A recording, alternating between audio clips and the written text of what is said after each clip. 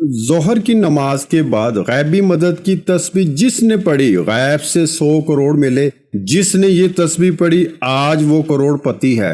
بسم اللہ الرحمن الرحیم۔ شروع اللہ کے نام سے جو بڑا مہربان اور نہایت رحم کرنے والا ہے۔ السلام علیکم ورحمۃ اللہ وبرکاتہ۔ محترم ناظرین کرام، ہر روز نماز ظہر کے بعد یہ چھوٹی سی تسبیح پڑھ لیں، پھر ہر مہینے میں کروڑوں روپے کمائیں گے انشاءاللہ۔ پھر دولت کا ایسا زبردست طوفان آئے گا کہ آپ کے آگے پیچھے دولت ہی دولت ہوگی۔ محترم ناظرین کرام، آج کا وظیفہ لاکھوں کروڑوں کا مالک بنا دینے والا وظیفہ ہے۔ یہ وظیفہ کرنے سے آپ کے گھر میں دولت کا طوفان آ جائے گا۔ اللہ پاک کے بہت ہی پیارے نام کا ذکر ہے۔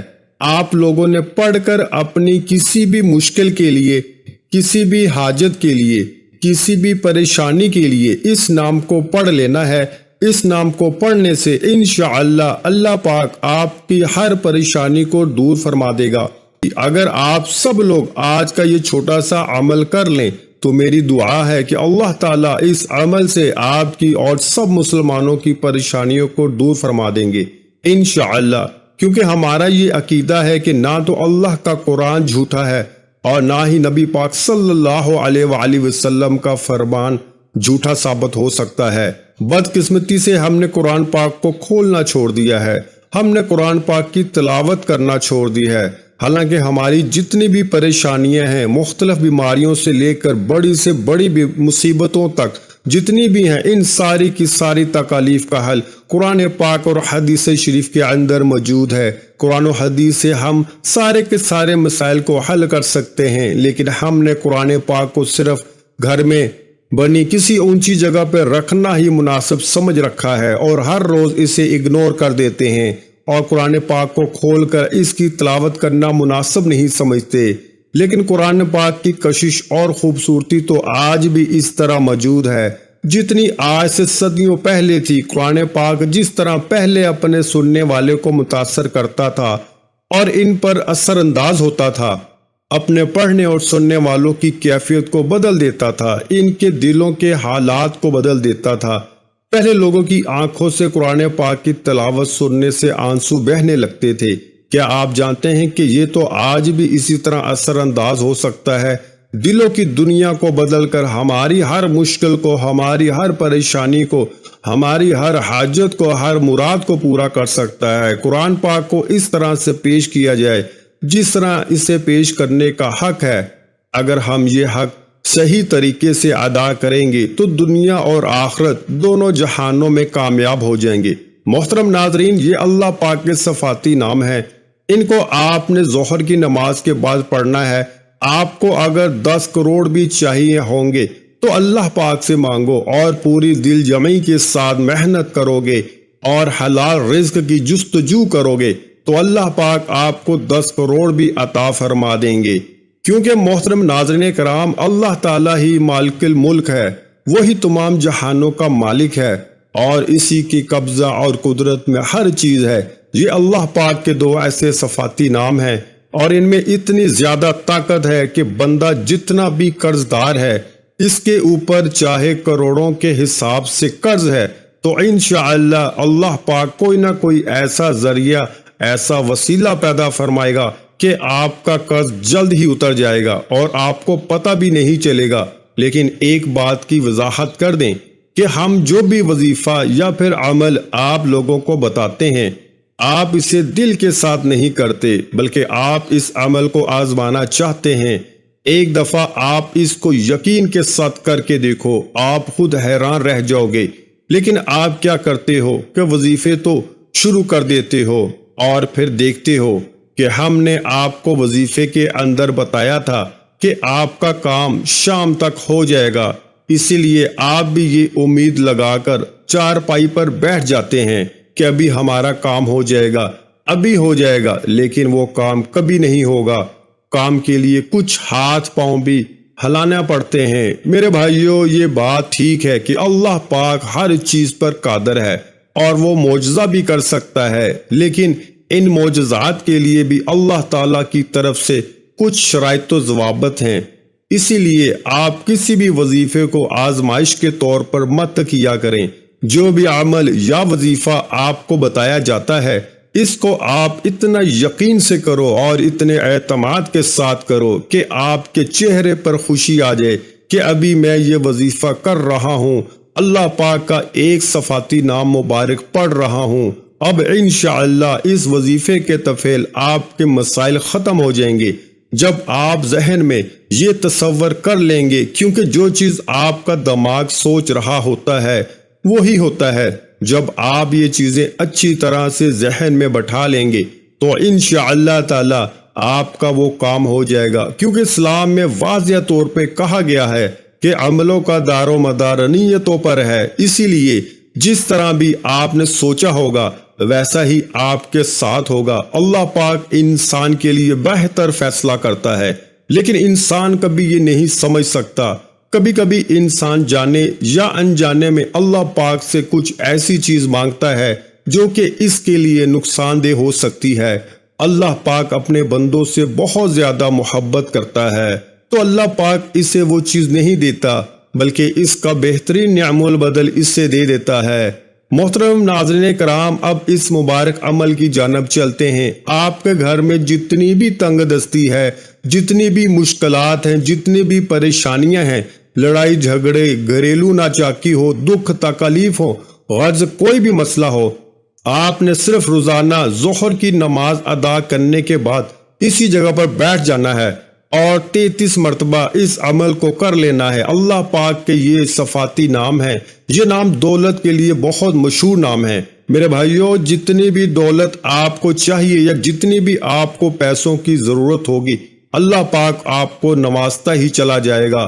پھر دھیرے دھیرے اللہ پاک آپ کی تمام تر مشکلات کو ختم کر دے گا اور انشاءاللہ آپ بھی ہر گزرتے دن کے ساتھ ساتھ دولت مند ہوتے جائیں گے۔ ناظرین کرام، یہ بہت ہی پیارا اور مستند وظیفہ ہے۔ ہمارا ماننا ہے کہ جب بھی کوئی بندہ اللہ سے کچھ بھی مانگتا ہے اور اسی ذات کے آگے ہاتھ پھیلاتا ہے تو اللہ پاک اس کو کبھی خالی ہاتھ واپس نہیں کرتا۔ وہ انسان جس چیز کی بھی طلب کرتا ہے میرا اللہ اس سے وہی چیز عطا فرما دیتا ہے۔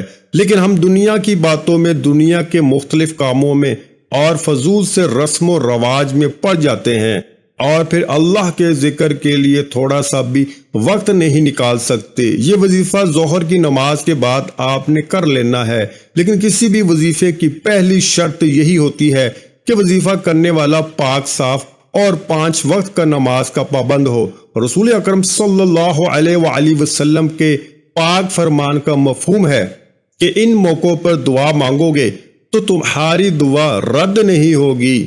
جب دھوپ میں بارش ہو رہی ہو، جب اذان ہو رہی ہو، سفر کے دوران، جمعے کے پورا دن، بعض علماء کرام کے نزدیک جمعے کی نماز میں 2 خطبوں کے دوران، رات کو جب آنکھ کھلے یعنی خاص طور پر صبح تہجد کے وقت، کسی ناگہانی مصیبت کے وقت، فرض نمازوں کے بعد مانگی گئی خلوص کے ساتھ دعا۔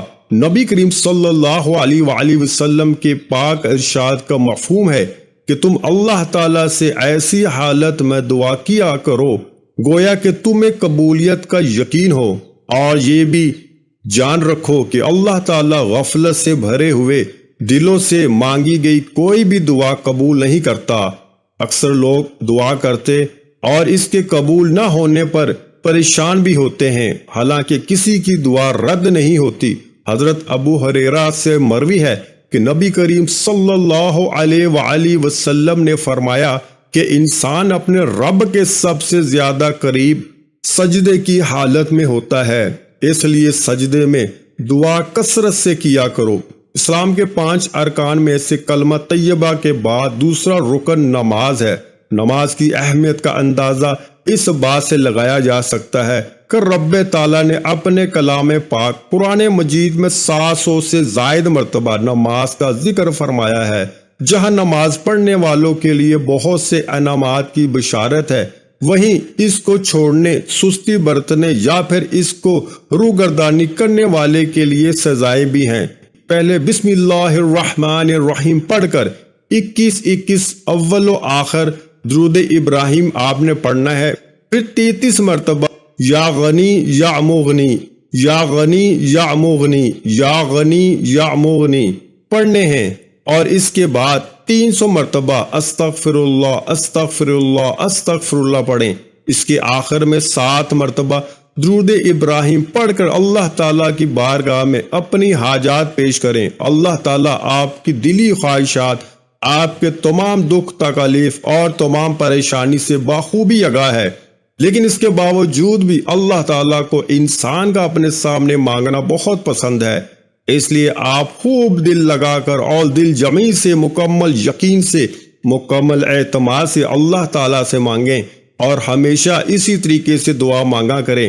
اللہ تعالیٰ سے سچے دل کے ساتھ دعا مانگیے اور مکمل یقین اور بھروسے رکھیے، اللہ تعالیٰ آپ کی دعا کو قبول فرمائے گا۔